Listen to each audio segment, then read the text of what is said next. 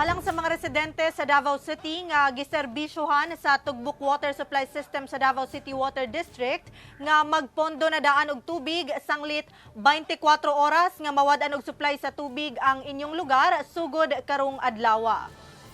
Gipahibalo sa Davao City Water District nga dunay ipahigayon nga scheduled water interruption gikan karong alas 9 sa buntag November 17 hangtod ugma sa alas 9 sa buntag November 18 sa mga lugar nga giserbisyuhan sa Tugbok Water Supply System.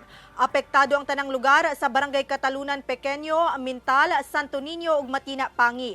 Lakip ang pipila ka lugar sa Barangay Tugbok, Katalunan Grande, Bago Galiera, Bago Oshiro ug ang Samansa Home Subdivision sa Bago Aplaya. Gipasabot sa DCWD nga gikinahanglan ang pag-shut off sa supply sa tubig tungod duna matud pa ipahigayon nga installation sa submersible deep well pump and motor para sa Tugbok Production Well number 9.